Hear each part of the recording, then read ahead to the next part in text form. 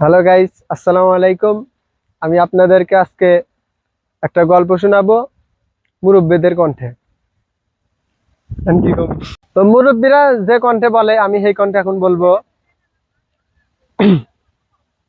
এবে গেদা নাতি এবে এসে হনো, আমার তো অসুখ হয়েছে, ডাক্তার কাছে জানাকবো।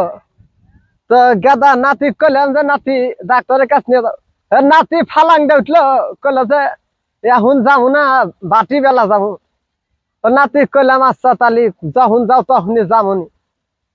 বিকালে গেদা নাতি ডাক দিলাম। হে নাতি এখন কয় কি, কইলাম যে নাতি এটা তো যে ব্যাপার না, কয় না না দাদি সাইকেল আছে, সাইকেল চালাই ব্যাপারি ভালোই পারি। দেখলাম নাতির কথা বিশ্বাস না করে পারি না। পরে সাইকেলে উঠলাম, বাড়িতে বাড়াইলাম ভালো মতোই। হে রাস্তার পর যায়, হে ভাঙ্গা রাস্তা, তো বৃষ্টি হয়েছে কেদ হইলা রাস্তা। হে রাস্তার মধ্যে গেদা কইলাম সাইকেল তো ভালোই চালাইতেছ, গলা জানি দেও না। ও বাবা, হে গেদা কমাও সারা, গলা দেও সারা। হে যে গড়ে পড়ছি বাবা, গড়ে পড়ছি আজকে 3-4 দিন হলো। বা তো খেলা ফেল না, কিছুই না, যা খাই উল্টে আসে, বমি আসে, বেড়া ভাড়া যায়। এটা হলো মুরব্বী মানুষের কণ্ঠ। আচ্ছা, এখন তুমি ছাগলের একটা ডাক দিয়ে দাও। ছাগলের একটা ডাক দিয়ে দাও। ওই যে আরেকদিন কেন একটা ছেলে ছাগল টেনে নিয়ে যেতেছে, ছাগল আর যাবো না, ছাগল তো তেরা। পরে গলায় দড়ি আটকে যা ছাগল বলতেছে এরকম করে ছাগল বলতেছে।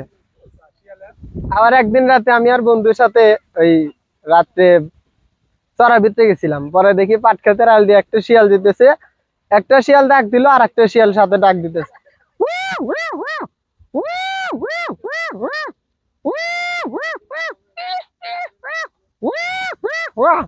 এবারে লিখে শিয়ালটাকে। এখন তুমি এই যে ধরুধরের একটা সাউন্ড দিয়ে দাও।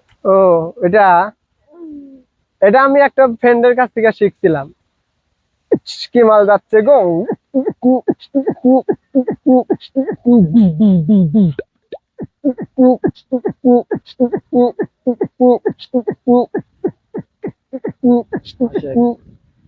এটা লিখে ডাম সেটের বিট।